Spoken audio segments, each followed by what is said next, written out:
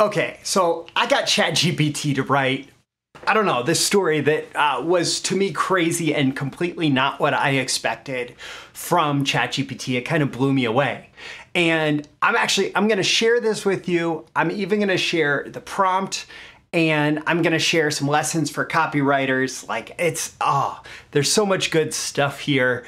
Let's just get into it. So ChatGPT, let's just start with this. ChatGPT is not a copywriter, right? ChatGPT is not a copywriter, but it makes a great AI copywriting assistant. And I've talked about this before, that if you think of ChatGPT as like a junior copywriter or a copywriting assistant, then that's going to lead you in the direction of being able to use it really well. But that said, like you have someone who's a copywriting assistant or a junior copywriter, sometimes they're just going to blow you away with the really interesting things that they write. And that's what happened with this particular story, this like prospect customer experience story. It is a great idea generation tool, and it's really good for research. And we'll talk more about that in this episode. But like really how I came up with this, I wasn't even trying to get ChatGPT to write copy for me. I was trying to get it to just give me ideas. So the ideas are around the topic of bladder leakage. So why the heck did I want ChatGPT to write about bladder leakage? Well, I was doing some prep for training that I just delivered called Copywriting Market Research with ChatGPT. So if you're a copywriter and you do market research, and every good copywriter should do market research. If you're a copywriter and you do market research for really nailing down the voice and the messaging and the tone and the motivations of your market and what's going to get people to buy, right? This is the kind of, this is one place where ChatGPT really shines. There's a link in the description, by the way, if you want to check out that training. It's part of my BTMSinsiders library. So I was putting that together. And I went looking for, okay, what are the best-selling ClickBank products right now?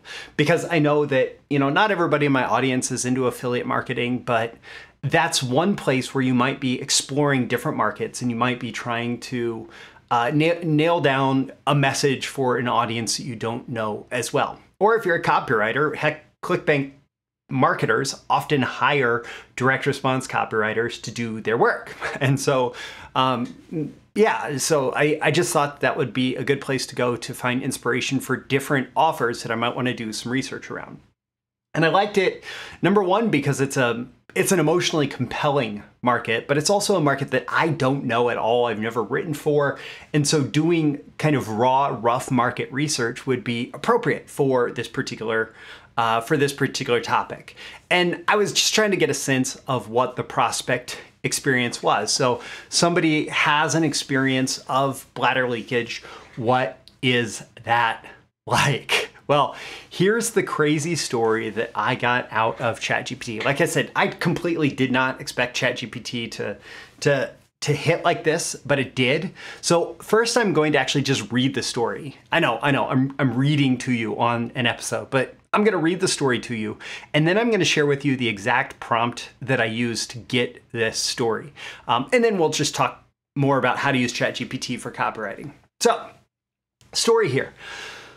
So there I was, center stage, clutching the trophy, the room awash in applause. I had just won the regional speech contest. This was my moment, my 15 minutes, but then bam, the joy was punctured by something else, that feeling, hot, unexpected, damn it. Bladder leakage. Me, a grown woman standing in a puddle on stage, public stage. Why there? The spotlight was the most brilliant and most damning. I was frozen, couldn't move, eyes darted down, panic. One by one they noticed. The applause ebbed, a silence fell. I could have drowned in it. Might as well have been naked. I wish the floor would just open up, swallow me whole, but no. Standing there, pants darkening, trophy useless in my hand. My face, probably a deeper shade of red than my blouse. Who was there? Let's see.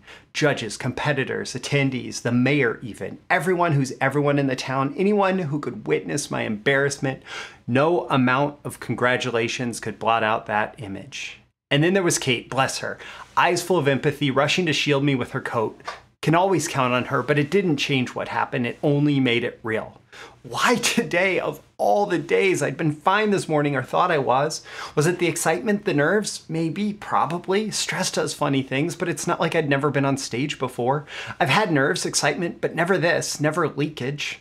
Lying here, I can't stop thinking about it, replaying the horror, as if my mind's got a sixth sense of humor. The embarrassment is eating me up, but what can I do about it? Scream? Cry? No, it's just me and the ceiling and the silence of the night. I can't just ignore it, can I? Pretend it was just a one-off thing? Maybe if I drink less water? No, that's not it. That's not a solution. It's an avoidance, a denial. Doctor, I need to see a doctor. Maybe there's a medical reason, a pill to fix it. I'm only in my 40s. It's not normal, is it? No, it can't be. Or is it? Shit, I don't know. I need answers. I need help.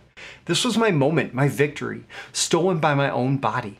I should be thinking about my speech, the applause, the trophy, not this, never this. And yet here I am trying to piece myself together to make sense of it, to plan, to cope, wondering if I'll ever be able to face them again, wondering if they'll ever forget. But I need to be stronger. Can't let this define me. This was one night, one incident, an embarrassing, horrifying incident, but just one. It won't be my life. It can't be. Tomorrow I will get up, put on clean pants, face the world again, and I will find help. It might be uncomfortable, it might be embarrassing, but it's necessary for me. But for now, it's just me and the ceiling, and the silence, and the memories, and the plans. That's enough for tonight. Enough indeed. Like I said, this was copied and pasted straight out of ChatGPT. I haven't seen ChatGPT write like this before I put that in. Well, you want to know how I got that? I'm actually going to share the prompt, and I probably shouldn't because this prompt was one of many that I shared in my copywriting market research with ChatGPT. But I'm going to share it here. I'm not going to go into the depth of all the powerful different elements that are built into this prompt, but I will share with you what the actual prompt was that generated that story. You're a woman who has just had an embarrassing public experience of bladder leakage.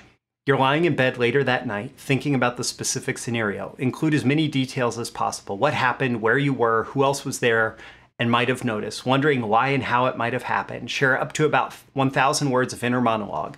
What happened, how it made you feel, wondering what you can do about it, wondering if you can ignore the problem or if there's more specific help you can get.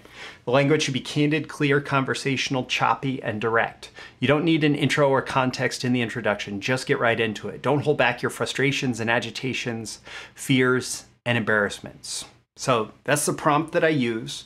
There's some pretty powerful stuff built into that. But hey, that's the prompt that I use to get that story. That's all of it copied and pasted straight out of ChatGPT. So if you're a copywriter, I strongly recommend the use of ChatGPT. But primarily use it as a research assistant. You can use it to help develop a prospect avatar, right? You want to get a sense of who actually you're writing to individually for your individual copywriting messages, right? Who is your core market? Not only like who are they if we look at demographic data, which ChatGPT maybe can help with, but is really not where it shines. But ChatGPT can help with the emotional experience of your market and it can reflect the type of experience that somebody has gone through in your market and all of the different details about that, right?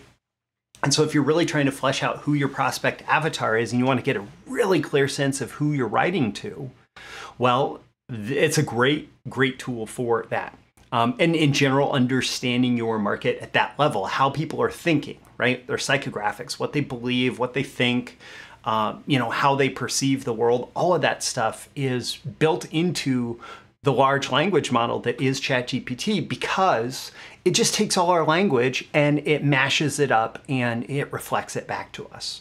And just because of how that works, it can be a tool that really just reflects who we are as humans back to us in a silly way. I don't think that it's, cognitive or sentient or anything like that.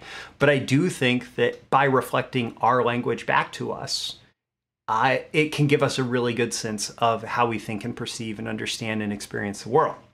You can also use it for idea generation. You can use it to help you generate ideas like that. If I was going to write a story lead for that bladder leakage product, right? I might use that story as an example, and I wouldn't necessarily take all of that and turn it into copy, but I would use that story as a starting point for how I would tell the story as a copywriter, to get to the point where I can transition into finding a solution, right? And then you can use it for rough drafting, some of those drafts are going to be a lot closer to the final draft, and some are going to be a bit further. But either way, the blank page is often our biggest enemy as writers, and ChatGPT can very quickly take away the blank page and help us get to a rough draft that we can then edit into a workable final product. So my call to action for you at the end of this episode is to ask yourself how you can use this going forward. How can you use it as you work with ChatGPT? Don't forget to like and subscribe so you can get more content like this delivered to you. And there will be a link in the description to my copywriting market research with ChatGPT training that is currently available exclusively for BTMSinsiders members. BTMSinsiders is my streaming library of copywriting and marketing courses where you pay one low monthly fee, you get instant streaming access to everything. You'll get access to that plus all the other training that I've done so far on AI and copywriting, as well as copywriting as a skill and marketing and all that good stuff. Those links are in the description. I'm Roy Furr. This is Breakthrough Marketing Secrets, and I'll see you again in the next episode. See you soon. Bye.